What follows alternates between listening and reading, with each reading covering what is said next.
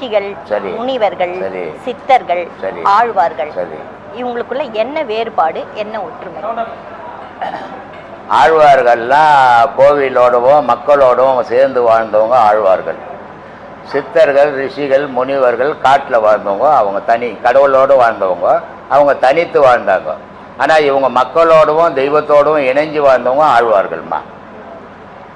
விஞ்ஞான கலர், பிரளய கலர், சகலர் என்னன்னு சற்று விளக்குங்க. பிரளய கால கலர்னா உலகம் அழிய போகுதுன்னு காலம். விஞ்ஞான காலம்னா உலகம் எப்படி தோன்றிச்சுன்னு ஆராய்ச்சி காலம். அப்புறம் சகல காலம்னா எல்லாரும் உலகத்துல வாழற காலமா. ராமாயணம், மகாபாரதம், சரி, இதெல்லாம் உண்மையிலே நடந்ததா? இதை எப்படி நம்புறதுன்னு பக்தர்கள் கேள்வி கேட்கிறாங்க. ஏன்னா எந்த கடவுள் இருக்குதா இல்லையா? இருக்கு. எப்படி இருக்குது? எங்க பார்த்தாங்க? மனசுல நினைக்கிறது. இதுதான் இப்போ ராமாயணம் அப்படின்றது நடந்த கதை, மகாபாரதம் நடந்த கதை. இப்ப மகாபாரதம் நடக்கல வச்சுக்கலாம். மத்திய சர்க்கார் இருக்குது, இப்ப பிஜேபி சர்க்கார். பிஜேபி சர்க்கார்ல விருதுகள் கொடுக்குறாங்க. என்ன விருது கொடுக்குறாங்க? அர்ச்சனா விருது, துரோணர் விருது, பீஷ்மா விருது, இதெல்லாம் கொடுக்குறாங்க. இல்லாதவங்க பேரு அங்கேயா வச்சுக்கணும்? ஏமா வச்சுக்கணும்? அப்போ இருந்தவங்க பேர் தான் வச்சுக்க முடியும், இல்லாதவங்க பேர்லாம் வச்சுக்க முடியாது. இப்போ முதல்ல மன்மோகன் சிங் பிரைம் மினிஸ்டர் இருந்தார், அவருக்கு விருது வச்சுக்கலாம். இந்திரா காந்தி விருது வச்சுக்கலாம், வைக்கலையா? எந்த ஒரு விஷயமும், ஒரு கதை எழுதுறீங்க, ஒரு கதை படிக்கிறீங்க, அந்த கதையை நேரடியா இவர் இங்க இருந்தாருங்க, இவர் இங்கேருந்து இங்க வந்துட்டாருங்க, இவர் இங்க செத்து போயிட்டாருங்கன்னா எவனும் வாங்கி படிக்க மாட்டான். படிப்பானா? படிக்க மாட்டான். அதை மிகைப்படுத்தி எழுதினாதான் படிப்பான். மகாபாரதம்ன்றது பாதி நடந்தது, பாதி மிகைப்படுத்தப்பட்டது. சின்ன கதையை பெரிய கதையாக்கிட்டாங்க. சின்ன கதை இல்ல, அது பெரிய கதை, அது பல ஆயிரம் கதை. அதுல ஒரு கதையிலேயே பல ஆயிரம் கதை. மகாபாரதம் மாதிரி உலகத்துல ஒரு கதை கிடையாது. அதே நேரத்துல இன்னைக்கு உலகம் ஃபுல்லா நடந்த அரசியலே மகாபாரதம் தான். மகாபாரதத்துல என்ன நடந்ததோ அதான் இன்னைக்கு உலகத்தில் நடந்தது. அடுத்தவன் மனைவியை கொள்ளடிக்கிறது, அடுத்தவன் சொத்தை கொள்ளடிக்கிறது, அடுத்தவனுக்கு கொடுக்க வேண்டிய பங்கை கொடுக்காதது, இது எல்லா அரசியலுமே மகாபாரத அரசு தான் இன்னைக்கு இந்தியாவில் இல்லை, உலகம் ஃபுல்லா நடந்துக்கிட்டு. அதனால மகாபாரதம் பொய்னா அவன் மனசே பொய். நம்பணும். நீ எதையுமே இப்ப முன்னாடி ஒரு பெரிய மகான் இருந்தாரு, எப்படி நான் பார்க்கலையே, பொய் தான் அது. நான் பார்த்ததான் மெய்னா எதுவுமே மெய்யா இருக்காது, எல்லாம் பொய்யா போடும். அதனால எல்லாத்துக்கும் ஒரு வரலாறு உண்டு. கண்ணகி இருந்தாங்க, மதுரையை எரிச்சாங்க, அது எப்படி ஒரு பொம்பளை போய் மதுரை எரிக்க முடியும்? பொய் தானே அது. சொல்லுமா? இல்ல, உண்மையான வரலாறு. உண்மைன்னு எப்படி சொல்ற? நான் பார்க்கலையே மாட்ட. நம்பிக்கை, எல்லாம் நம்பிக்கையில தான். வாழ்க்கையே நம்பிக்கை. நாளைக்கு நான் வாழ்வான்றதுனால 10 ரூபாய் எடுத்து வைக்கிறோம், நாளைக்கு நான் செத்து போட இருக்க மாட்டேன்னா 200 ரூபாய் எடுத்து வைக்க மாட்டேன். அதனால எல்லாமே நம்பணும், நம்பினால்தான் உண்மை, நம்பலைன்னா நம்பிக்கையே இல்லை. ஒரு கனவா இருக்கிறான், பொண்டாட்டி என் பொண்டாட்டி நல்ல உத்தமிப்பான் நம்பினான்னா தான் அவன் நிம்மதியா தூங்குவான். என் பொண்டாட்டி சரியில்லைங்க நினைச்சிட்டான்னா அவனுக்கு தூக்கம் அன்னையோட போச்சு. அதனால மனுஷனுக்கு நம்பிக்கை முக்கியம்.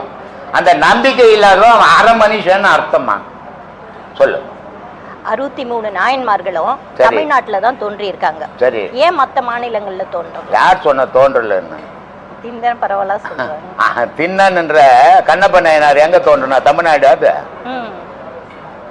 ஆந்திரா தானம்மா. எல்லா நாட்டிலையும் ஒவ்வொரு காலகட்டத்திலையும் எல்லா மகான்களும் தோன்றிக்கினே இருக்கிறான். இப்போ ஒரு ஆசிரியர் பள்ளி இருந்ததுன்னு வச்சுக்கோ, அந்த பள்ளியில தான் பல ஆயிரம் மாணவர்களை உற்பத்தி பண்ண முடியும். பள்ளி இல்லாத ஊர்ல ஒரு ஆசிரியர் இருப்பாரானா, ஆனா யாரையும் மாணவரை தோன்ற வைக்க முடியாது. அந்த மாதிரி இங்க ஆசிரியர்களா இருந்தாங்க மகான்கள். அதனால பல ஆயிரம் மகான்கள் இங்க தோன்றுனாங்க. வடநாட்டுல பெரிய பெரிய மகான் எல்லாம் இருந்தான், ஆனா அவங்களோட போயிட்டாங்க. அதனால இங்க தமிழ்நாட்டுல தான் இருந்தாங்க, மற்ற நாட்டுல இல்ல. உலகம் ஃபுல்லா ஒரு காலத்திலயே ஒவ்வொரு மகானும் தோன்றின்னு தான் இருக்கிறான். இப்போ இன்னைக்கு 63 நாயன்மார் இங்க தோன்றி என்ன சாதிச்சுட்டாங்க? தமிழ்நாட்டிலே முழுசா பரப்பு இல்லையம்மா. இஸ்ரேல்ல பிறந்த ஒரே ஒரு இயேசுநாதர் உலகம் ஃபுல்லா பரப்பிட்டாரு இல்லையா? அரபு நாட்டில் பிறந்த ஒரே ஒரு நபி உலகம் ஃபுல்லா பரப்பிட்டாரு. நீ 63 பேர் என்ன சாதிச்ச? இங்கிருந்து சொல்லுமா. இல்ல இல்ல அந்த அளவுக்கு இங்க அதனால எல்லா காலகட்டத்திலும் ஒவ்வொரு காலகட்டத்திலும் எல்லா நாட்டிலையும் எல்லா ஸ்டேட்லயும் மகான்கள் தோன்றிக்கினே இருக்கிறான். நம்ம தமிழ்நாட்டிலே இருக்கிறதுனால தமிழ்நாட்டையே பட்சின்னுக்கிறோம். வடநாட்டுல பெரிய பெரிய மகான்லாம் இருக்கிறான், யாரும் எங்கேயும் இல்லாமல்லாம் இல்லை. அதனால நம்மளை மட்டும் வசதியா பார்க்க கூடாது, பொது நோக்கோட பார்க்கணும் ஆன்மீகம். சில பேர் அப்படிதான் என்னை மட்டும் வசதியா பேசுவாங்க, அது இன்னும் சரியா தெரிஞ்சுக்கலன்னு அர்த்தம். அதனால எல்லா ஸ்டேட்லயும் மீராபாய் எந்த ஸ்டேட் பெரிய பக்திமா, துக்காராம் எந்த ஸ்டேட்?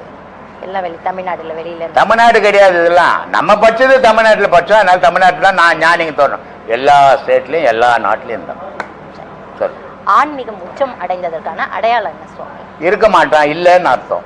முடியும் போது தான் ஆன்மீகம் உச்சம். அதான உச்சம், அவன் இல்ல, அதான் உச்சம். பதஞ்சலியோட யோக முத்திரைக்கும் உங்களோட யோக முத்திரைக்கும் ரெண்டு எல்லாம் ஒண்ணுதான், 4 பேரு. பக்தியோட படிநிலைகள் என்னென்ன சுவாமி? வேகபாதர், பதஞ்சலி, சிவமாமுனி, திருமூலர், இவங்க 4 பேரும் இமயத்திலிருந்து வந்தவங்க. அதுல 2 பேர் வேகபாதரும் பதஞ்சலியும் வடநாட்டுக்கு போயிட்டாங்க. திருமூலரும் சிவமாமுனியும் தமிழ்நாட்டில் இருந்தாங்க. ஆனா எல்லா மகான்களும் ஒரே பொருள் சிவத்தை தான் பேசினாங்க. ஆனா இதுல என்ன பண்ணிட்டான்னா, ஒரு 10 ஆசிரியர் ஒரு ஸ்கூல்ல இருப்பான். ஆனா பேர் என்னமோ ஆசிரியர் தான். ஆனா மாணவர்களுக்கு 10 பேரும் ஒரே மாதிரி பாடம் எடுக்க மாட்டான். ஒரு சிலர் அவ அறிவு கேட்ட மாதிரி பாடம் எடுப்பான், ஜனங்களுக்கு புரிய வைக்கணும் மாணவர்களுக்கு. அது மாதிரி ஒவ்வொரு மகானும் அவனுக்கு ஏத்த மாதிரி புரிய வச்சுன்னு போனாங்க. ஆனா சொன்னது ஒரு விஷயத்தை பத்தி தான். எல்லாரும் மகான்கள், யாரும் தரை குறைவானவன், யாரும் உயர்ந்தவன் தாழ்ந்தவனே கிடையாதுமா. மனுஷனுக்குள்ளதான் உயர்ந்தவனும் தாழ்ந்தவனும் இருக்கிறோம். சொல்லு. பக்தியோட படிநிலைகள் என்னென்ன? பக்தியோட படிநிலை தூய்மையா இருக்கணும். அந்த பக்தி யாரையும் பாதிக்காத பக்தியா இருக்கணும். அந்த பக்தி மற்றவங்களுக்கு பயன் தர பக்தியா இருக்கணும். அதுதான் பக்தியினுடைய படிநிலை, தூய்மையான பக்தி. தூய்மையான பக்தின்னா என்ன? கடவுள்கிட்ட போனோம், என் பொண்ணுக்கு 15 வருஷமா கல்யாணம் ஆகாதுக்கு சாமி, அது கொஞ்சம் கல்யாணம் பண்ணணும், அதுக்கு வேறனா வழி சொல்லு. நான் வீடு கட்டின பாதியிலே 5 வருஷமா நிற்குது சாமி, 4 கொளுத்துக்கார அமைச்சு அதை கட்டி கொடு. இது இல்லை தூய்மையான பக்தி. தூய்மையான பக்தின்றது இறைவன் எதிர சிலையாண்ட போய் அமைதியா கண்ணு மூடி நிக்கிறது தான் தூய்மையான பக்தி. பேசுறது தூய்மையான பக்தி இல்லை, அது வியாபாரம். யோகத்தோட படிநிலைகள் என்ன? ஞானம். குருவருளும் திருவருளும் பெற என்ன செய்யணும் சுவாமி? குருவருளும் திருவருளும் செய்ய. குருவருள் இல்லைன்னு சொன்னா திருவருள் கிடைக்காது. 3 மார்க்கங்களாகிய கர்ம மார்க்கம், பக்தி மார்க்கம், ஞான மார்க்கம் இந்த காலகட்டத்துக்கு சரியானது எது, ஏன்னு கொஞ்சம் சொல்லுங்க. யோக மார்க்கம். ஏன் அது எதனால அந்த மார்க்கம் சிறந்தது? வேற எதுலயுமே உன் மனம் நிக்காது. ஞான நிலைக்கு நீ எடுத்த உடனே போக முடியாது. அதே நேரத்தில் இல்லத்துல கர்ம யோகத்துல இருந்ததுனால உன்னால சரியா ஞானத்தை அடைய முடியாது. அதனால கர்ம யோகத்துல இருந்துக்குன்னே யோகத்தை பிடிக்கணும். கேவல நிலை, சகல நிலை, சுத்த நிலை பற்றி விளக்கமாக சொல்லுங்க. அசுத்தம், சுத்தம், பரிசுத்தம்னு 3 நிலை இருக்குது. நம்ம மனிதர்கள் இப்ப வாழ்ந்துன்னு அசுத்தத்துல வாழ்ந்துன்னு. அசுத்தத்துல இருந்து சுத்தத்துக்கு வரணும். சுத்தத்துக்கு வந்தா அதுவே முடிவானா அது முடியல. சுத்தத்துல இருந்து பரிசுத்தத்துக்கு போகணும், அதான் அந்த நிலை. சைவ நாற்பாதங்களாகிய கரியை, கிரியை, யோகம், ஞானம் இவற்றை பற்றி கூறுங்கள் சுவாமி. சரியேனா தெய்வம் இருக்குது. முன்னாடி ஒருத்தன் போய் கல்லை தடிச்சான் தெய்வத்தை, பின்னாடி போறவன் யோசிக்கணும், தெய்வத்தை போய் கல்லை தடிக்கிறேன் அது முட்டாள்தானே இல்லையா, அது உயர்ந்த பொருளாச்சுன்னு யோசிக்கணும். யோசிக்கிறது இல்லை, ஓ இது தெய்வத்தை கல்லு தடிக்கணும் போல பின்னாடி போறணும் ஒரு கல்லை தடிச்சான், அது சரியமா இருக்கும். 3 மலங்களாகிய ஆணவம், கண்மம், மாயை இவற்றை எப்படி களையலாம் சுவாமி? தர்மத்தால களையலாம். தர்மத்தால மட்டும்தான் களைய முடியும், வேற எதாலையும் களைய முடியாது. பதி, பசு, பாசம் பற்றி உங்கள் கருத்து என்ன சுவாமி? மனுஷனே இப்ப அதில் தான் வாழ்ந்துனுக்கிறான், பதிக்கு வரல. ஆனா பற்று பாசத்தில் தான் வாழ்ந்துனுக்கிறான். 3 நிலை அது, பதி, பசு, பாசம்.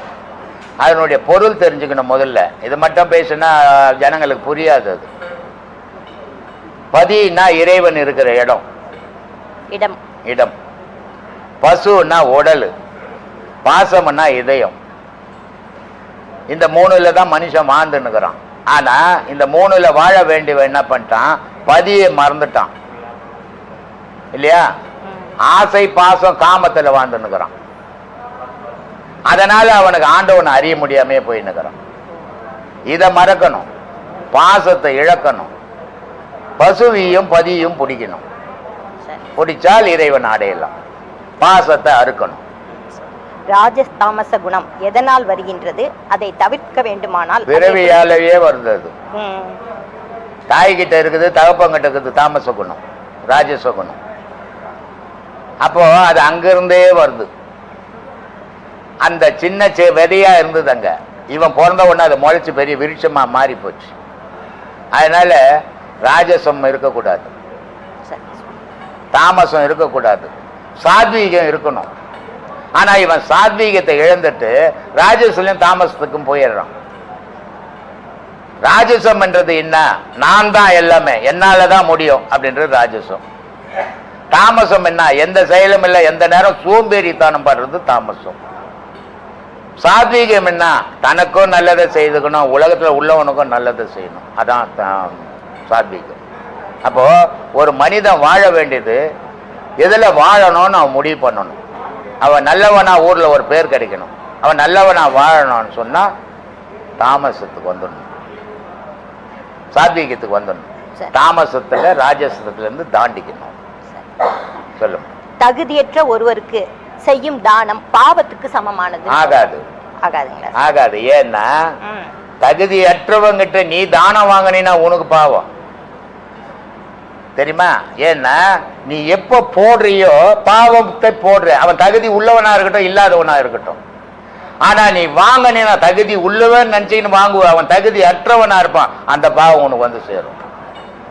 எப்போ நீ போடுறியோ அது உன்னை விட்டு போகுதுன்னு அர்த்தம். யாருக்கு வேணா தர்மம் பண்ணலாம். அது தர்மமா இருக்கட்டும், எது ஒண்ணாகட்டும், தகுதி இருக்கட்டும், இல்லாதவனா இருக்கட்டும். ஆனா நீ போட்டுடுற.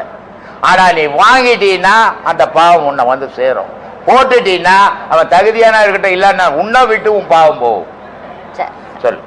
ஆடி பிறப்புக்கு நாளை விடுதலை, ஆனந்தம் ஆனந்தம் தோழர்களே என்று யாழ்ப்பாணம் நவாலியூர் சோமசுந்தரம் புலவர் ஆடியோட சிறப்பை பாடியிருக்கிறாரு. சரி. இந்த வேளையில கூழ் கொழுக்கட்டை நம்ம படைக்கிறதோட மகிமை என்ன? இது ஆடி மாசம், வெய்ய காலம் முடிஞ்சு ஆடி வந்த உடனே மனுஷனுக்கு பூமி உஷ்ணத்துல இருக்கும். அந்த பூமியில வாழற மனுஷனுக்கெல்லாம் அம்மை வந்துடும். அந்த உஷ்ணத்தால் தான் வர்றது அம்மை. மாரியம்மாவுக்கு வேற வேலை இல்லாத ஒரு ஊர்ல 10 பேர் இருக்கிறான்னா 5 பேருக்கு போய் உடம்புல பூந்துக்க மாட்டான் மாரியம்மா. அந்த பூமியினுடைய வெப்பம் இந்த உடல் தாங்காததுனால கொப்பளமா மாறி அது அம்மையின் பேரை போச்சது. அப்போ இந்த ஆடியில தான் அந்த அம்மை வரும். இந்த ஆடியில வரும்போது கூழும் குழக்கட்டையும் போடும்போது அந்த உஷ்ணத்தை அது தணிச்சிடும். அதனால ஆடி மாசம் கூழ ஊத்த வச்சான். அதை என்ன பண்ணா, தனியா இதுக்காக ஊத்துறான்னா ஊத்த மாட்டான் மனுஷன். அதனால இது அம்பாளுக்கு ஊத்துறான்னா ஊத்துவான். அதனால இதெல்லாம் சாங்கியமா வச்சிருக்கிறாங்கம்மா. ரொம்ப சந்தோஷம். ரொம்ப சந்தோஷம். ஆன்மீகத்துக்கு ஏதாவது வயது வரம்பு ஏதாவது இருக்கா சாமி? இருக்குதுமா.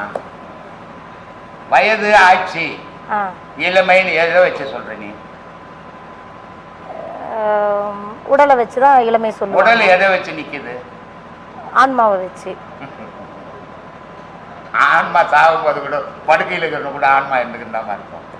10 வயசுக்கு பையனுக்கு ஆன்மா இருந்தது விந்தை வச்சு தான் சொல்லியிருக்கீங்க சாமி. விந்து வீரியமா சுரக்கிற வரைக்கும் உடல் ஆரோக்கியமா இருக்கும். விந்து சுரப்பு குறைய குறைய நீ இவ்வளவு சாப்பிட்டீங்கன்னா கூட விந்து இவ்வளோண்டு தான் உருவாகும். நீ இவ்வளோண்டு சாப்பிட்டீங்கன்னாலும் இவ்வளவு விந்து உருவாகும் இளமையில. அந்த விந்துனுடைய சுரப்புக்கு ஏற்ற மாதிரி உடல் முன்ன மாதிரி மீன் இருக்குன்னு வச்சுக்கோ. அது குறைஞ்சி போச்சுன்னா என்ன மாதிரி தலைன்னு ஆட ஆரம்பிச்சோம். ஏன் சாமி அப்படி சாமி? அதை வச்சுதாம்மா வயசை நிர்ணயிக்கிறோம். அப்ப ஆன்மீகத்து வர்றதுக்கு வயது வரம்பு தடையே இல்லை. தடை இருக்குதுன்றனே. எப்படி தடை இருக்குது? அந்த விந்து சுரப்புக்குள்ள வந்தார கடவுளை அடையறதுக்கும் விந்து தான் வேணும். உலகத்துல நீ ஆம்பலியா பொம்பலியா வாழணும்னாலும் விந்து தான் வேணும். இங்கேயும் இது இருந்தாதான் உனக்கு மரியாதை, அங்கேயும் கடவுள் கட்டுவோம் அது இருந்தாதான் மரியாதை. அது சுரக்கும் போதே நீ கடவுள் வழியில போயிட்டீங்கன்னா உனக்கு மரியாதை கிடைக்கும். எல்லாரும் வேலையும் இல்லைங்க, எனக்கு பேரங்க கல்யாணம் பண்ணிட்டு வரங்க, என் பேத்திக்கு இது பண்ணிட்டு வரங்கன்னு வந்தீங்கன்னா கடைசியில் அங்கே ஒண்ணுமே இல்லை. சட்டியில இருந்தா தான் நாகப்பையில வரும். சட்டியை காலி பண்ணி வச்சு கடவுள் கிட்ட போயின்னா ஒன்றும் கிடைக்கும். அதனால உடல்ல பலம் இருக்கிறதுக்குள்ள கடவுளை அடையணும். உலக செயல் செய், கடவுளுக்குன்னு ஒரு நேரத்தை ஒதுக்கி. அதை விட்டுட்டு நான் உலகங்க கடமைங்க செய்ய எல்லாருக்கும் கடவுளுக்கே ஒரு கடமை இருக்குது. கடவுளுக்கு தூங்கத்துக்கே நேரம் இல்லையா? கூட்டம் ஜாஸ்தியாக போச்சா, பிரச்சனை ஜாஸ்தியாக போச்சா, கடவுள் சொல்றாரு. ஆனா இருந்தாலும் அவரும் குறிப்பிட்ட நேரத்தில் தியானம் பண்ணிக்கிறாரு. அப்படிப்பட்ட கடவுளே தியானம் பண்றாரு. சராசரி நாளைக்கு சாக போற மனுஷன் நீ பண்ணக்கூடாதா? அதனால ஒவ்வொரு மனிதனும் பண்ணணும். முதல் உபதேசம் கொடுத்தாங்க. அப்போ என்னை கேட்டாங்க, எதுக்காக நீங்கள் வந்திருக்க அப்படின்ட்டு. எனக்கு மன அமைதி வேணும் அப்படின்னு நான் இங்கே வந்திருக்கேன் சாமின்னு சொன்னேன். ஆனால் இப்போ எனக்கு மன அமைதி இருக்குது, நான் தைரியமாகவும் இருக்கேன் சாமி. அதுக்கு காரணம் நீங்கள் தான். அதெல்லாம் அதுக்கு காரணம் நான் எல்லாம் இல்லை, என் மேலே பழிய போடாத. அப்பா நான் எதுவாக நினைக்கிறேன் அதுவா அந்த இடத்துல வந்து எப்படியாவது அமைதி கிடைக்குதுப்பா. மனிதன் பகவத்கீதையில் ரொம்ப அழகாக வார்த்தையை சொல்லுவான். ஒரு மனிதன் எதை நினைக்கின்றானோ அவன் அதுவாக மாறுகின்றான். ஒரு மனுஷன் அவன் எதை விரும்புகிறான், நான் ரவுடி ஆகணும்னு நினச்சா ஒரு நாளைக்கு ரவுடி ஆகிடுவான். நான் நல்ல ஞானி ஆகணும்னா ஒரு நாளைக்கு ஞானி ஆகும். நான் சுத்த பொறுக்கி ஆகணும்னா ஒரு நாளைக்கு பொறுக்கி ஆகும். நல்ல குடும்பஸ்தனாக்கணும்னா. அப்போது இந்த எல்லாத்துக்கும் செயல் தான் காரணம், நினைவு தான் காரணம். இந்த மன அமைதி எல்லாருக்கும் கிடைக்காதப்பா, அது தேடி தான் கிடைக்காதுன்னா எப்படிமா கிடைக்கும்? நீ தேடி வந்து உனக்கு கிடைச்சது வீட்டுல இருந்தா கிடைக்குமா? நான் விற்கிற பொருளை வாங்கி போய் கொடுக்கறதுக்கு. இது நீ தேடி வந்த உனக்கு கிடைச்சது, மற்றவங்களுக்கு கிடைக்கிறதுக்கு வாய்ப்பு கிடையாது. எப்படி கிடைக்கும்? அவங்க வந்து அவங்க தேடும் போது தான் அந்த மன அமைதி கிடைக்கும். வாயில நீ வீட்டு பக்கத்துல ஒரு அம்மாக்குறாங்க மன அமைதியில் கொஞ்சம் மன அமைதி கொடுங்கன்னா நான் நல்லிய கொடுக்க முடியும்? அவன் தான் உபயோகப்படுத்திக்கணும். அதை தான் சொன்னேன். என்னால் நடக்கக்கூடிய விஷயம் இல்லை, உன்னால் நடக்கக்கூடிய விஷயம். நீ வரலன்னா நான் உன் வீட்டுக்கு வந்து உபதேசம் கொடுத்து போனேன், உனக்கு அமைதி கிடைச்சிருக்குமா? நான் எப்பவுமே என்ன பெருமைப்பட்டு நான் பேசுனதே கிடையாது. எவ்வளவு பெரிய கவலாவது இருக்கட்டும், நாங்க அப்பாவை நினைச்சோம்னா அது அப்படியே எப்படி அதை மறக்கிறோன்னு போட்டோம். இல்லப்பா நிறைய பெரிய விஷயம்ப்பா அது. திருமூலர் சொல்லுவாரு, அழுதுனே இருப்பேன்ப்பா அந்த வார்த்தை எல்லாம் கேட்டானா. திருமூலர் சொல்லுவாரு, மனுஷனுடைய உயிர் இருக்குது, அது எங்க நினைக்குதோ அங்க போயிடுமா. எந்த செயல் நினைக்குதோ அது அங்க இருக்குமா. அது மாதிரி என்னுடைய இப்போ கூட அவர் சிவகுமார் சொன்னார் தெரியுமா, கனடா சிவகுமார். நாங்கள் நினைச்சா ஃபோன் பண்ணுறாரு. அது எப்படி அவருக்கு தெரியுதுன்னு தெரியல. இது 1000 லட்சக்கணக்கான ஃபோனுங்க. சில பேருக்கு ஏதாவது ஒரு பிரச்சனை வரப்போனா ஃபோன் பண்ணுவேன், சில பேர் ஏதாவது ஒரு குழப்பத்தில் இருந்தால் ஃபோன் பண்ணுவேன். இது மாதிரிலாம் நடக்கும். இது ஒரு அபூர்வமான விஷயம். இதுக்கு திருமூலர் சொல்றாரு, மண்மனம் எங்குண்டு வாய்வு அங்குண்டு, மண்மனம் எங்கில்லை வாய்வு அங்கில்லை, மண்மனத்துள்ளே மனோலயமாமேனார். மனுஷனுடைய மனசை உள்ளுக்குள்ள அடக்கி அவன் எதை எங்க நினைக்கிறானோ அது அங்க பாயுமா. அப்போ உன்னுடைய மனசை உனக்குள்ள அடக்கி நீ என்னுடைய நினைவு வரும்போது உன் உயிர் என்கிட்ட வருது. இதான் உறவு. நல்ல தைரியம் கொடுக்குறீங்க. உண்மையை சொல்றேம்மா, தைரியத்தை கொடுக்கல, உண்மையை சொல்லிங்கப்பா. இந்த தைரியம் எல்லாம் எங்களுக்கு எப்படி அது கிடைச்சதா பெரிய அபூர்வமா இருக்குப்பா. என் தம்பி கேக்குறான், 10 மணிக்கு நீ வண்டியில போறியே அங்க இருந்து, என்ன தைரியம்? மாமா இருந்தாது போல போய், என் கூட அப்பா இருக்கிறாரு, எங்க இருந்து இந்த தைரியம்? அதனால மனிதனுடைய வாழ்வே நம்பிக்கையோட வாழணும். ஆனா அந்த நம்பிக்கையை அவநம்பிக்கையா மாறிடக்கூடாது. அவநம்பிக்கையா மாறிச்சுன்னா அந்த செயல் நடக்கும். பயம்ன்றது கூட தெரியலப்பா. இப்ப எங்களுக்கு பயமே தெரியலப்பா. பயம் எப்படிமா வரும்? நீ ஊரை பார்க்கும்போது உனக்கு பயம் வரும், உன்னை பார்க்கும்போது பயம் வராது. அலெக்சாண்டரு வெளிநாட்டுக்கார பெரிய மன்னன், அவன் ஒரு போராளி. அவன் என்ன பண்ணா, இதெல்லாமா என்ன சொல்ல வச்சுக்கின்னு உலக விஷயத்தெல்லாம் இதெல்லாம் ஏமா எனக்கு இந்த வம்பெல்லாம் இல்லப்பா. எங்களுக்கெல்லாம் மிராக்கலா இருக்குதுப்பா எங்களுக்கு நடக்கிறது மொத்தமே. ஏமா இது மாதிரிலாம் பொய்யெல்லாம் என்கிட்ட பேசாதீங்க. இல்லப்பா எங்க கூட எல்லாம் எவ்வளவு படிச்சவங்க, எல்லா விஷயத்தையும் படிச்சவங்க. நான் ஒரு மண்ணாங்கட்டி மாதிரி கிடக்குறேன், என்ன போய் சொல்றீங்க? அலெக்சாண்டர் உலகத்தையே ஜெயிச்சுன்னு வரான், இந்தியாவுக்குள்ள வந்துட்டான். இந்த சாமியாருங்கெல்லாம் இந்தியாவுக்குள்ள தான் நிற்பாங்க, வேற அமெரிக்காவில் இருக்க மாட்டாங்க, இங்கிலாண்டில் இருக்க மாட்டாங்க. சாமியார்ன்றும் இந்தியாவில் தான் இருப்பான். சரிங்கப்பா. எல்லாத்தையும் ஜெயிச்சுன்னு வந்தான். அலெக்சாண்டரனுடைய தளபதி அமிச்சு அங்கே 2 சாமியார் இருக்கிறான், கூட்டுன்னு வாடான்றான். அந்த தளபதி போய் இது மாதிரி அலெக்சாண்டர் வந்துக்கிறாரு, உங்களை பார்க்கணுமா, நீங்கள் வரணும்னா. யார் அவன் அலெக்சாண்டர்ன்றான்? யார்? சாமியார். அலெக்சாண்டர்னா உலகம் பயப்படுது. அலெக்சாண்டர்னா இந்தியாவில் இருக்கிற ராஜாலாம் பயப்படுறான். நான் ஒத்த பைசாவுக்கு உதவாத சாமியார் கேட்குறான், யாரா அவன் அலெக்சாண்டரு? அவனை போய் நான் பார்க்கணுமா, அவன் என்ன வந்து பார்க்க சொல்கிறான் இல்லை? அப்போ எவ்வளோ தைரியம் ஒன்றும். அந்த தைரியம் எதில் வந்தது?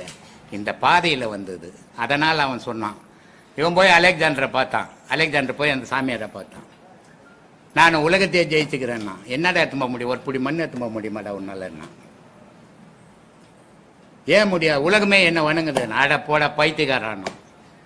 அதே மாதிரி அலெக்சாண்டர் இந்தியாவிலேருந்து செத்து போகும்போது அலெக்சாண்டர் சொல்லிட்டான், ரெண்டு கையை வெளியே சபை பொட்டி செய்கிறாங்கல்ல, அந்த சபை பொட்டிக்கு வெளியே என் கையை விட்டுடுங்க. ஏன்னா எவனுக்கும் ஒன்றும் இல்லை இந்த உலகத்தில். எனக்கு தெரியட்டும், உலகம் உணரட்டும். நான் இவ்வளோ பெரிய வீரனா இருந்தாலும் எனக்கு ஒன்றையும் கிடைக்கல.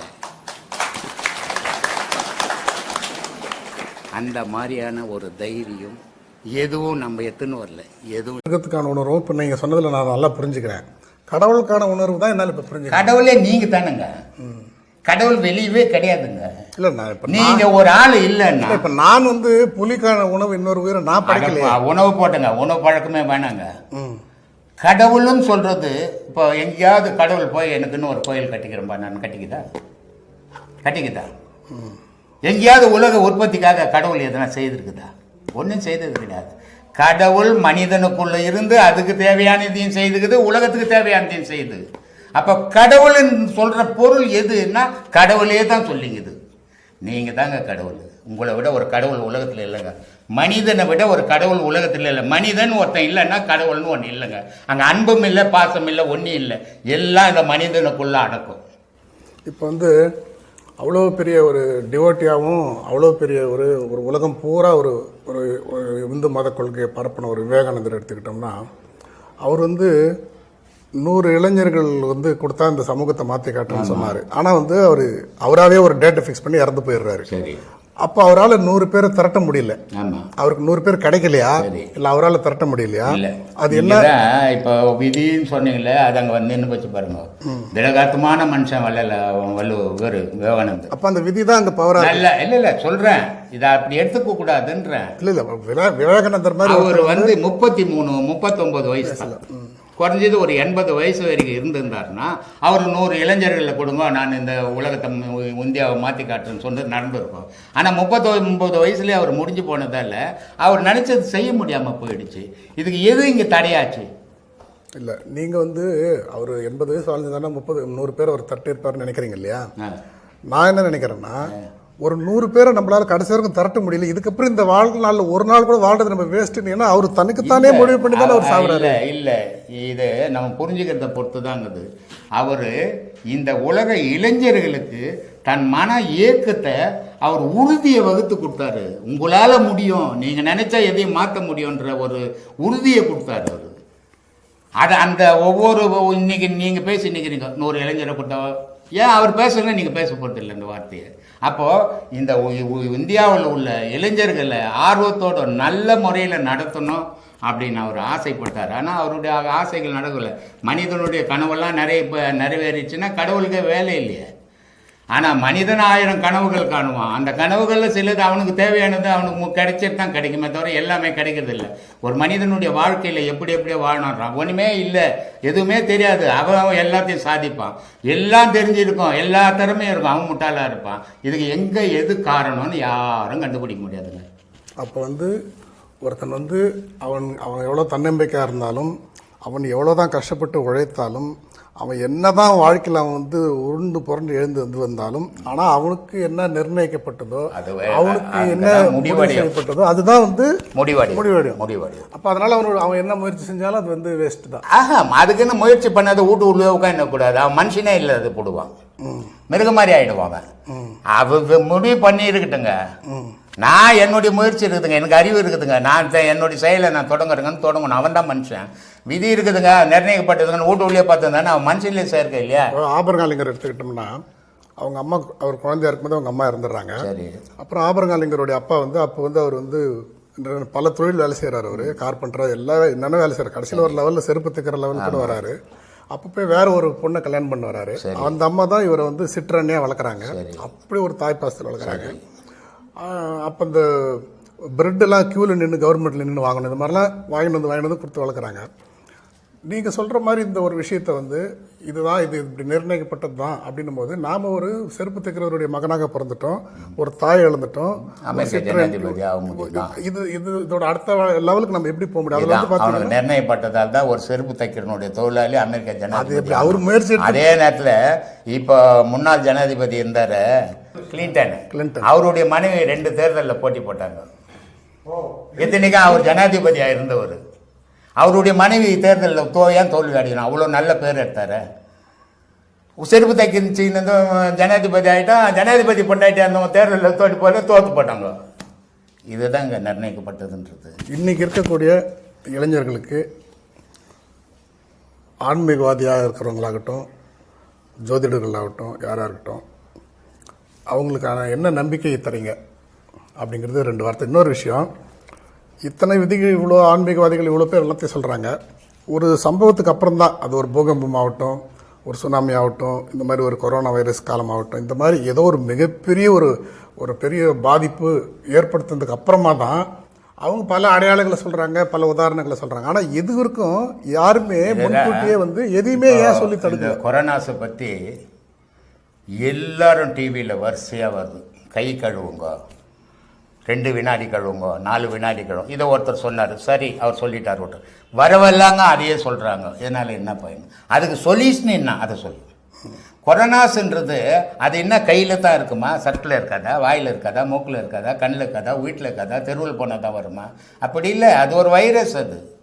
அது எங்கே வேணாலும் வரலாம். ஆனால் அதுக்கு சொல்யூஷன் சொல்லுங்க அப்படின்ட்டு ஒரு வீடியோவில் சொன்னேன் நான்.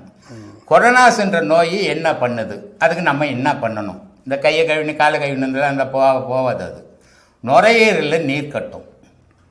நீர் கட்டி என்ன பண்ணும்? அந்த நீரை சளியாக்கிடும். சளியை அந்த துவாரங்களை, மூச்சு வர துவாரங்களை, குழாக்களை அடைச்சி மூச்சு வராத திணறடிச்சு கொள்ளும். அப்போ இப்போ இதுக்கு இந்த விஷயத்துக்கு நம்ம என்ன பண்ணால் அது சீராகும் அப்படின்னு சொல்லியிருந்தேன் நான். மூச்சு பயிற்சி பண்ணுங்க. எப்போவும் அந்த நுரையீரல் சூடாக இருந்ததுன்னா நீர் கட்டாது, நீர் கட்டலைன்னா சளி கட்டாது, சளி கட்டலைன்னா கொரோனாஸ்ன்ற பேச்சுக்கு இடம் இல்லைன்னு எத்தனை பேர் கேட்டாங்க. எந்த இதில் வந்தது சொல்லுங்கள்? எவ்வளவோ நல்ல விஷயங்கள் சொன்னாலும் அது வராது. ஆனால் கை கழுவுறத, கால் கழுவுறத ஓயாத சன் டிவிலையும் எல்லா டிவிலையும் போட்டு காட்டிக்கிறான். இது நான் சொன்னது சயின்ஸு, நான் சொல்லிக்கிறது சயின்ஸ். அது என்ன கையில் தான் வருமா கொரோனாஸ்? அது ஒரு வைரஸ். அது மூஞ்சில் ஒட்டிக்கும், தலையில் ஒட்டிக்கும், சட்டில் ஒட்டிக்கும், வாயில் ஒட்டிக்கும், மூக்கில் ஒட்டிக்கும், காதில் ஒட்டிக்கும்.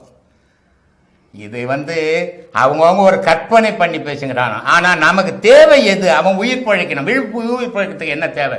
மூச்சு பயிற்சி அவசியம். இந்த மூச்சு பயிற்சி பண்ணும்போது அவனுடைய நுரையீரல் எப்பவும் சூடாக இருந்ததுன்னு சொன்னாக்கா அவனுக்கு மரணம் இல்லை. நுரையீரல் எப்போ கோல்டு தழுவுதோ அவன் யாராக இருந்தாலும் சாதாரண கொரோனாஸ் இல்லாதவங்களும் சேர்த்து தான் போகணும். அதனால் இந்த பயிற்சியை பண்ணுங்கன்னு போன வீடியோவிலையும் நான் செய்தே காட்டினேன். ஒரு வீடியோவில் சொன்னேன், ஒரு வீடியோவில் செய்தே காட்டினேன் எப்படி செய்யணும் அதுன்னு கூட. இன்றைய இளைஞர்களுங்க தன்னம்பிக்கையோடு இருக்கணும். இன்னைக்கு மட்டும் இல்லை இளைஞர்கள், உலகம் தோன்றிய காலத்திலேருந்து ஒவ்வொரு காலத்திலும் இளைஞர்கள் இருந்துக்கிட்டே இருக்கிறாங்க. ஆனால் இன்னைக்கு இருக்கிற இளைஞர்கள் அதிகமாக இருக்கிறதால தன்னம்பிக்கையோடு வாழணும். பிறரை நம்பக்கூடாது, உன்னை நம்பு. பிறரை நம்பி ஏமாறாத, நீ யாரையும் ஏமாத்தாத. நான் ஏன் இன்னைக்கு இருக்கிற இளைஞர் சொல்கிறேன்னா, அப்போ அதுக்கு முன்னாடி இருந்த இளைஞர்கள்லாம் எப்படின்னா, வீட்டுக்கு ஒருத்தர் ஏதோ ஒரு சேல்ஸ்மேன் வந்தால் கூட எங்கள் அப்பா அம்மா வெளியில் போயிருக்கிறாங்க, அவங்கள கேட்டு சொல்கிறேன் வாங்குறதா இல்லையான்னு அப்போ சொல்லுவாங்க. ஆனால் இன்னைக்கு இருக்கிற பெருங்க எப்படின்னா, பசங்க வெளியில இருக்கிறாங்க, பசங்களை கேட்டு சொல்றேன்றாங்க. ஏன்னா பெரியவங்க எல்லாரும் கூட பசங்களுடைய முடிவுக்கு வரக்கூடிய சூழல் வந்துருச்சு. குழந்தைகள் தாய் தகப்பன் அன்புக்கு கட்டுப்பட்டு இருந்தாங்க. இன்னைக்கு தாய் தகப்பன்கள் குழந்தைகள் பயத்துக்கு கட்டுப்பட்டு இருக்கிறாங்க. அதனால மாறி போச்சு. அதனால இளைஞராக இருக்கட்டும், முதியோராக இருக்கட்டும், முதியோர் தாய் தகப்பனுங்களுக்கு சொல்றேன், எந்த பிள்ளைங்களையும் நம்பாதீங்க. உங்களுடைய கடமைகளை செய்யுங்க. அவங்கள படிக்க வைக்கணும், அவங்களுக்கு துணிமணி கொடுக்கணும், அவங்கள வாழ வைக்கணும். அது நீங்கள் பெற்றதனுடைய கடமை. ஆனால் அவன் காப்பாற்றுவான்னு நம்பி ஏமாந்து வருத்த துக்கத்தில் விழாதீங்க. அதே மாதிரி இளைஞர்கள் எந்த வெடி செயலையும் யாரையும் நம்பாதீங்க. உங்களை நம்பி ஒரு வைராக்கியத்தோட உங்கள் வாழ்க்கையை பயணம் பண்ணுங்க. உங்கள் வாழ்க்கை கண்டிப்பாக வெற்றி அடையும். யாரையும் ஏமாற்ற விரும்பாதீங்க. நீங்கள் எங்கேயும் போய் ஏமாறாதீங்க. இன்னொருத்தனை நம்ம ஏமாந்தோம்னா ஏதோ ஒரு இடத்துல நம்மளை ஏமாத்த ஒருத்தன் காத்திருப்பான். இதுதான் உலக நீதி. பரிகாரம்னா கூட ஏமாத்துறது. ஆமா, அது தேவையற்றது. பரிகாரம்ன்றதால எவனையும் உலகமே இவ்வளவு நாள பரிகாரம் பண்ணிடுதுங்க, நல்லா இல்லையே. பரிகாரம்ன்றது ஒரு பொய்யான விஷயம். ஒரு மனுஷனுக்கு ஒரு பயத்தை உண்டாக்கி நம்பிக்கையை உண்டாக்குறது. அது பணம் பறிக்கிறக்கூடிய விஷயம். அது ஏன் தேவையற்றது? உங்களை நம்புங்க. உங்களை நம்பாத போது தான் இதுக்கெல்லாம் நீங்க ஈடுபடுறீங்க. உங்களை நம்பினீங்களா, என்னை யாரும் ஒன்றும் பண்ண முடியாதையா, எந்த பரிகாரமும் எனக்கு தேவையில்லையா, நான் உழைப்பு இருக்குது, நான் சாப்பிட்றேன், தன்னம்பிக்கை உங்களுக்கு வந்துடுச்சுன்னு சொன்னா எந்த பரிகாரமும் தேவையற்றது. அதாவது இன்றைய இளைஞர்களுக்கு வந்து ஐயா என்ன சொல்கிறாருன்னா, 1000 தான் இருந்தாலும் தன்னம்பிக்கை தான் ரொம்ப முக்கியம். உழைப்பு நம்புங்க, உங்களை நம்புங்க. வேறு ஜோசிக்கார் சொல்கிறதையோ இந்த பரிகாரம் சொல்கிறதோ இது எல்லாமே ஒரு ஏமாத்து வேலை. அதெல்லாம் அதனால் பிரயோஜனம் கிடையாது. அது அவங்கவுங்க பொழைச்சிக்கிறதுக்காக செய்யக்கூடிய விஷயங்கள். எதுவாக இருந்தாலும் உங்களுடைய உழைப்பு, உங்களுடைய தன்னம்பிக்கை மட்டும்தான் உங்களை வழிநடத்தி செல்லுங்கிறத ரொம்ப அற்புதமாக சொல்கிறாரு. கொரோனா போன்ற வியாதிகளுக்கு வந்து அதுக்கும் அவர் வந்து ரொம்ப அழகான முறையில் எப்படி வந்து நம்மளுடைய அந்த ஹீட்டு எப்படி பண்ணணும், அந்த ஹீட் போகக்கூடாதுங்கிறத வந்து எப்படி நம்ம அதை ஹீட்டாக வச்சுக்கணும், அந்த நுரையீரலை எப்படி நம்ம வந்து பாதுகாத்துக்கணுன்றது வந்து ரொம்ப சாதாரணமாக எல்லாருக்கும் புரிகிற மாதிரி சொல்லியிருக்காரு. இது ஒரு நல்ல ஒரு சந்தர்ப்பம். இது போன்ற சான்றோர்கள் வந்து இளைஞர்களுக்கு சொல்லக்கூடிய விஷயங்களை எல்லா இளைஞர்களும் பின்பற்றினோம்னா நிச்சயமாக நமக்கு ஒரு நம்பிக்கை பிறக்கும். நன்றி, ரொம்ப அழகாக சொல்லியிருக்காங்க. உயிர் அழிவற்றது, அதாவது ஆன்மா அழிவற்றது. மறுபிறவி எடுக்கும்போது மறுபிறவி எடுக்கும் என்றது தான் உங்களுடைய கொள்கை. இது வந்து இப்போ வந்து மரணங்கள் மிகவும் ஜாஸ்தியாக இருக்கின்றது. ஸோ ஆனால் அந்த காலத்தில் வந்து பார்த்திங்கன்னா பெற்றோர்கள் வந்து குழந்தைகள் வந்து நிறைய பேர் குழந்தைகளை பெறுவார்கள். ஸோ அதனால் அந்த ஆன்மா வந்து அந்த உயிர்களுக்குள் போகக்கூடிய தன்மை இருந்திருக்கும். ஆனால் இப்போது வந்து ஒவ்வொருத்தரும் ஒரு குழந்தை 2 குழந்தையோடு நிறுத்திடுறாங்க. ஸோ இப்போ வந்து அந்த ஆன்மாக்கள் வந்து ஒரே உடலில் வந்து பல்வேறு ஆன்மாக்கள் போகக்கூடிய தன்மை இருக்கின்றதா? இப்போ சுதந்திரம் வாங்கும்போது 37 கோடி மக்கள் இருந்தாங்க. இன்றைக்கி 125 கோடி இருக்கிறோம். இதை என்ன நிறைய பேர் கேள்வி கூட கேட்டாங்க, இது எப்படி ஆன்மான்றது வழிவற்றுதுன்றீங்க. அப்போ ஆன்மா 130 கோடின்னா 130 கோடிக்குள்ளே தானே அது சுற்றணும். அப்போ 125 கோடி எப்படி வந்தது இப்போ அப்படின்னு கூட கேள்வி கேட்டாங்க. என்ன இது ஒரு ஆசிரமம் இல்லை? இதில் எவ்வளோ ஜீவராசிகள் வாழ்ந்தது. இதையெல்லாம் கொண்டுட்டோம். இதையெல்லாம் எங்கே போச்சுன்னா மனித வயிற்றுக்குள்ளே போய்க்குது. அது மனிதனாக பிறந்துக்குது. அதனால தான் மனிதன்ற ஒரே மாதிரி இல்லை, மூர்க்கனாகிறான். புலியிலேருந்து ஒருத்தன் வந்திருப்பான், இந்த தாய் வயிற்றில் பூந்துட்டுருப்பான். அவன் பிறந்ததுலேருந்தே புலிதான் மொத்தத்தனமாகவே வாழ்வான். ஒருத்தன் மான் வயிற்றுலேருந்து வந்திருப்பான், அவன் பிறந்ததுலேருந்து சாதுவாகவே வாழ்வான். எந்த மிருகத்திலேருந்து இவன் மனித உருவத்துக்குள்ளே வந்தானோ எல்லாத்துக்கும் ஆன்மா இருக்குது. மரம் செடி கொடி எல்லாத்துக்கும் ஆன்மா இருக்குது. இப்போ இந்த ஊரில் ஒரு வேப்பங்கொட்டியே கிடையாது. இந்த ஊரில் ஒரு வேப்பங்கொட்டியே கிடையாது. அப்போ வேப்ப மரம் வருமா? அப்போ முன்னாடி வேப்ப மரம் இருந்ததால் தான் கொட்டை வந்தது. கொட்டை வந்தால் தான் இப்போ செடி வருது. மனிதன் முன்னாடி இருந்ததால் தான் அந்த ஆன்மாக்கள் தான் இப்பவும் மனிதனாக உருவாக்கினே தரான். மனிதன் இறந்துட்டா பிறக்கிறது இல்லைன்றது மூடத்தனம், அறியாமை. அது அவன் பிறப்பு எடுத்துக்கினே தான் இருக்கிறான். உடல் தான் மறைஞ்சிக்கினே, சட்டு கைட்டி போடுற கதை. அது உடல் தான் மறைஞ்சிக்கினே இருக்குது. அப்போது எல்லா ஜீவராசிகளும் குறைஞ்சி போச்சு, மனிதன் ஜாஸ்தி ஆகிட்டான் உலக லெவலில். அப்போது மனிதனுடைய குணங்கள் எதுலேருந்து வந்தானோ அதுக்கு ஏற்ற மாதிரி பல விதமாக மனிதன் இருக்கிறான். ஒருத்தன் மூர்க்கனாகிறான், ஒருத்தன் தர்மம் பண்ணுறவனாகிறான், ஒருத்தன் சாந்தமாக இருக்கிறான். இப்படி பலவிதமான மனிதர்கள் எப்படி வந்தான்னா எந்த ஜீவன்லேருந்து இதுக்கு பரிமாறினானோ அதுக்கேற்ற குணங்களோடு வாழறான். உடல் தான் மனித உடல், உள்ளகிறது அதிலேருந்து வந்தது. அந்த செயல் இருந்துக்கினே இருக்கும். அந்த மாதிரி வாழ்ந்துனுக்கிறான். அதனால் ஆன்மா அழிவற்றது, அது எப்பவுமே அழிஞ்சதே கிடையாது. உடல் தான் அழியும். இப்போது நீங்கள் வந்து முதல்ல வந்து 16 நாட்கள் ஒரு ஆன்மா சொன்னீங்க. இப்போ வந்து 16 நாட்களுக்குள்ள வந்து இப்போ உள்ள மனிதர்களுடைய உற்பத்தி இருக்கும் என்று சொல்கிறீங்களா, அல்லது வேறு வேறு இதுக்குள்ளே அது பூந்துக்குமா? எதில் ஒன்றா போய் போகிறோம் சாமி. அதனால தானே நான் பல முறை சொல்லியிருக்கிறேன், நீ ஒரு வாட்டி சாக போகிற, மறுவாட்டி பிறப்பு எடுக்க போகிற. பிறப்பு எடுக்கும்போது நீ எதுவாக எடுக்க போகிற? உன் கண்ணெதிர நாய் இருக்குது, உன் கண்ணெதிர மாடு இருக்குது, உன் கண்ணெதிர ஆடு இருக்குது. நீ அதுவாக போனால் என்ன பண்ணுவ? நான் மனிதன் தான் பிறப்பேன், என்ன சாத்தியம் இருக்குதா? ஏன்? உடல் மேலே பற்று இருக்கும்போது இப்போ நீ ஒரு வீடு கட்டி வச்சுருக்குற, அந்த வீட்டில் சொகுசாக வாழ்ந்துன்னுக்குற. நீ கட்டின வீடு இடியாமல் இருக்குமா? ஒரு 30 வருஷமாக நான் அது இடிய தானே செய்யும். அப்போ இடியும் போது வெளியே ஓடினீன்னா என்ன பண்ணுவேன்? எங்கே தங்குவேன்? எந்த குடிசை இருக்குதோ அதில் போய் நின்றுப்ப, ஒதிப்ப இல்லையா? ஆனால் இந்த வீட்டுக்குள்ளே இருக்கும்போது இன்னொரு வீடை கட்டி வச்சின்னா இந்த வீடு இடிஞ்சாலும் அந்த வீட்டில் போய் சொகுசாகவே வாழ்வேன். அதை மாதிரி உயிரை நீ வாழ்நாளில் உயிரை நீ நினைக்க நினைக்க நினைக்க நினைக்க நீ 10 வாட்டி பிறந்தீனா செத்தினாலும் 10 வாட்டி மனிதனாகவே பிறப்ப. உயிர் மேலே பற்று இல்லாத போது எதுவாக ஒன்றாலும் போயிடுவேன். ஏதோ ஒரு உடல் வேணும் உனக்கு வாழறதுக்கு. ஏன்னா ஆன்மா தனித்து வாழாது. உடல் இல்லாத ஆன்மா இல்லை, ஆன்மா இல்லாத உடல் இல்லை. ஆன்மா இருக்கிற வரைக்கும் தான் உடலினுடைய இயக்கம். ஆன்மா வெளியேச்சுன்னா உடல் போயிடும். ஆனால் உடல் போந்தாலும் ஆன்மாவுக்கு இயக்கம் இல்லாத போயிடும். அதனால் ரெண்டும் இணைஞ்சு தான் செய்யறது. அதனால் ரெண்டும் அவசியம். இல்லை, இப்போ முதல்ல ஒரு கேள்விக்கு சொல்லியிருந்தீங்க, அதாவது துர்மரணம் ஏற்பட, அதாவது தற்கொலை பண்ணுறவங்களோ அவங்களோட ஆன்மா வந்து அந்த விதிக்கப்பட்ட வயது வரைக்கும் இங்கே இருக்கும். அப்போ பேய் என்றது இருக்கும். அதுதான் இதெல்லாம் இருக்கும். முனீஸ்வரன், காட்டேரி, பேய்.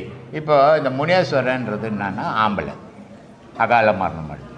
காட்டேரின்றது என்னன்னா கர்ப்பமாக இருக்கும்போது குழந்தை பிறக்க முடியாத இறந்து போகிறாங்கல்ல, அது காட்டேரி. கல்யாணம் ஆகிறதுக்கு முன்னே தற்கொலை பண்ணிக்கிறாங்கல்ல, அது கன்னிஸ்திரிங்க. ஆணுமா? ஆணு கிடையாது, பெண்ணு. ஆண் முனீஸ்வரன் தான். இந்த முனீஸ்வரனில் பல விதம் இருக்குது. இப்போ ஒரு ஆன்மீகத்தில் பயணம் பண்ணியிருப்பான், அவன் செத்து போயிருப்பான். அவனுக்கு பேர் தவமுனின்னு பேர். இன்னொருத்த ஏதோ மந்திரம் பண்ணிக்கின்னு இருப்பான், அவன் கொடூரமான முனின்னு பேர். இப்படி முனியில் பல விதமான முனிகள், பேயில் பல விதமான. இப்படி இந்த அகால மரணங்கள் அடையிறது மட்டும்தான். நான் சாதாரண மரணம் அடையிறது வந்து அந்த காரியம் வரைக்கும் அது காத்திருக்கும். ஏன்னா நம்ம ஒரு வீட்டில் கொடுத்தோன்னு இருந்தோம்னா அந்த ரோட்டில் போனால் கூட அந்த வீடு ஞாபகம் வரும். அந்த வீட்டை விட்டு காலி பண்ணி போயிட்டா கூட அது மாதிரி அது எந்த இடத்துல இருந்ததோ அந்த ஞாபகம் 14 நாள் வரைக்கும் இருக்கும். அந்த 16 நாளுக்கு மேலே அது வேறு உடல் எடுத்துக்கும். அப்போ அதுக்கு அந்த ஞாபகம் கிடையாது. ஆனால் இப்போ மனுஷன் அவசர காலத்தில் என்ன பண்ணுறான், நேற்று செத்து போட்டான்னா இன்னைக்கு காரியம் பண்ணிடுறான். ஏன்னா நான் வேலைக்கு போகணுங்க, நான் வெளியூருக்கு போகணுங்க, வெளிநாட்டுக்கு போகணுங்கன்ட்டு. அதனால் அதுக்கும் சம்மந்தமே கிடையாது. காரியம் பண்ணுறது இது பண்ணுறதெல்லாம் இவனுடைய மனசுக்கு பண்ணுறது. ஆன்மாவுக்கு ஒரு பயணம் இல்லை. ஆன்மா வந்து நினைவோடு இருக்கும் அந்த 16 நாள். அந்த 16 நாள் முடிஞ்சதுன்னா அது வேறு உடல் எடுத்துக்கும். அப்போ இதுக்கு இவங்களுடைய தொடர்பு அதுக்கு போயிடும். இப்போ ஒரு பணம் செத்து போச்சு, அந்த பணத்து பக்கத்தில் ஆன்மா இருக்கும். ஆனால் அங்கே இருக்கிற மனுஷனுக்கு ஆன்மா தெரியாது. ஆனால் ஆன்மாவுக்கு எல்லாரும் தெரியும். அந்த நினைவு இருக்கிற வரைக்கும். அந்த நினைவு மாறினோடனே அது வேறு உடல் எடுத்துக்கும். உடல் எடுத்துக்கிச்சுன்னா அது ஞாபகமே போயிடும். அப்போ புது உடலினுடைய இயக்கத்துக்கு ஏற்ற மாதிரி அது இயங்க ஆரம்பிச்சிடும். இப்போ சுவாமி, அதாவது இப்போ அகால மரணத்தால் இறக்கிறவங்களால் நம்மளுக்கு பாதிப்பு வருமா? நமக்கு எந்த பாதிப்பும் வராது. அது அது அந்த நமக்கு வர பாதிப்பு நம்ம மன பயத்தால் வரும். இப்போ நான் ஏற்கனவே சொல்லிக்கிறேன் ஜிஹெச்சினுடைய கதை இல்லையா? ஆமாம் ஆமாம். எப்படி செத்தானிட்டு. இப்போ இந்த நம்ம வர வழி சுடுகாடுங்க. ஆமாம் இருக்குது இல்லையா? இப்போ இந்த சுடுகாட்டு வழியாக 1 மணிக்கு ஐயர் கந்த சஷ்டனிக்கு பூஜை பண்ணிட்டு போகிறாரு.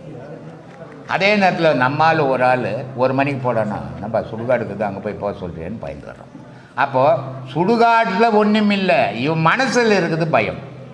இந்த பயத்தால் தான் இந்த பேய் வர்றது. சில பெண்களுக்கு பேய் ஆடுவாங்க கல்யாணம் ஆகிறதுக்கு முன்னே. கல்யாணம் ஆனால் பேய் போயிடும். இதுக்கு காரணம் என்னென்னா பேய் காரணம் கிடையாது, பருவம் காரணம். பேய் காரணமே கிடையாது. பேய்க்கு அவங்களுக்கு சம்மந்தமே கிடையாது. சிட்டியில் வந்து பேய் பிடிச்சிக்குமா? மப்சல்லையாவது காட்டில் சுற்றினா பேய் பிடிச்சிக்கிச்சுனா சிட்டியில் போய் எங்கே சுற்றுவான்? ஆனால் பேய் பிடிக்கும். பேய் பிடிச்சிக்கிச்சுன்னு சொல்லுவான். அது பேய் இல்லை, பருவ கோளாறு.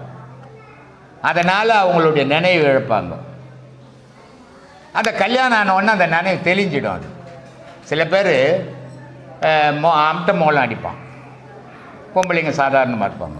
ஆனால் இந்த பம்பை அடிப்பாங்க, பொம்பளைங்க ஆட ஆரம்பிச்சிருவாங்க. இந்த வெட்டியார் மோளம்னு இருக்குது இல்லை, அதை அடித்தா அந்த கொம்பு குச்சியெல்லாம் ஆடினவங்க நம்பர் அவங்க கால் சும்மா இருக்காது. இதுக்கு பேர் என்னன்னா ஹிஸ்ட்ரியா நோயின்னு ஒரு நோய், அது ஒரு நரம்பு ட்ரபிள். அந்த பம்பையினுடைய சத்தம் இவங்க காதில் கேட்ட உடனே இவங்க தன்னிலை மறந்து ஓஹா ஓஹா ஓஹான்னு கத்தின்னு ஓடுவாங்க. கேட்டால் சாமி வந்துச்சுன்னுவாங்க. சாமி மனுஷன் மேலே வருமா? காட்டில் தலைமுடியெல்லாம் தரையில் போயிட்டு இருக்குது, நகங்கள்லாம் சுருண்டு போயிருக்குது. கடவுள் மட்டும்தான் அவன் ஞாபகத்தில் இருக்கிறான், கடவுள் பார்க்க முடியல. ஆனால் வீட்டில் 3 கிலோ கறி வாங்கி துண்ணு போட்டு கடவுள் வந்து நம்ம மேலே ஆடுமா? இவனுடைய நோயாலே இவன் ஆடிங்கிறான். அதை கடவுள்ன்ற பேர் வச்சுக்கினாங்க. சொல்லுமா. கடவுளுக்கும் ஆண்டவனுக்கும் என்ன வித்தியாசம் சுவாமி? ரெண்டும் ஒன்றா? கடவுள் அப்படின்னா நிறைய பேர் என்ன சொல்லிங்கிறாங்கன்னா, எல்லாத்தையும் கடந்து உள்ள நிற்கிறோம், கடந்து பார் அப்படிங்கிறாங்க. அது இல்லை. கடவுள்ன்றவன் எல்லா உலகத்தையும் கடந்து நின்று எல்லா உலகமும் தனக்குள்ள அடக்கி வச்சுக்கிறவன் கடவுள். அவனுக்கு இன்பம் கிடையாது, துன்பம் கிடையாது, இரவு கிடையாது, பகல் கிடையாது, பாசம் கிடையாது, பற்று கிடையாது. அவன் கடவுள், எல்லாத்தையும் கடந்து நின்றவன் கடவுள். ஆண்டவன் மனித உடலுக்குள்ளேயே இருந்து ஆளுபவன் ஆண்டவன். நான் ஏற்கனவே கூட சொல்லிக்கிறேன், ஒரு ஊர் இருக்குது, அந்த ஊருக்கு ஒரு ராஜா இருக்கிறாரு. அந்த ஊர் மக்களுக்கு என்னென்ன தேவையோ அவர் கொடுக்குறாரு, அந்த ராஜா கொடுக்குறாரு. ஆனால் இவரால் கொடுக்க முடியாத நிலை வரும்போது, இவர் சிற்றரசர், இவரால் கொடுக்க முடியாத நிலை வரும்போது பேரரசரை போய் கேட்குறாரு, ஐயா என் மக்கள் இவ்வளோ கஷ்டப்படுறாங்க, ஏதாவது உதவி செய்யுங்க அப்படின்னும் போது அந்த பேரரசை இவருக்கு உதவி செய்யும்போது இவர் மக்களுக்கு கொடுக்குறாரு.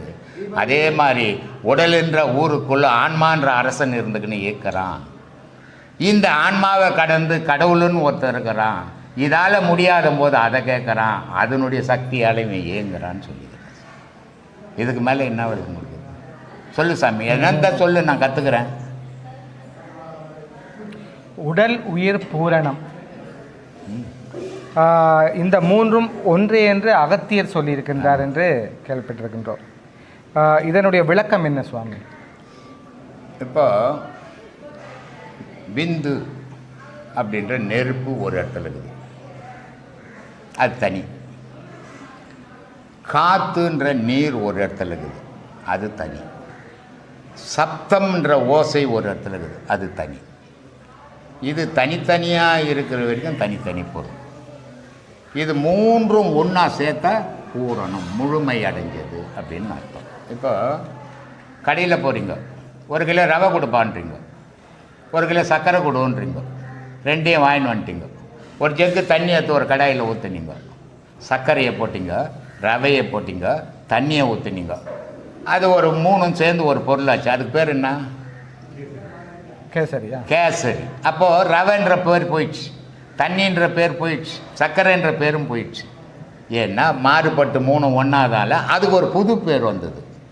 அது மாதிரி விந்துன்ற நெருப்பும் காற்றுன்ற நீரும் சப்தம்ன்ற ஆன்மாவும் ஒன்று சேர்ந்தால் அதுக்கு ஒரு புது பேர் பூரணம்.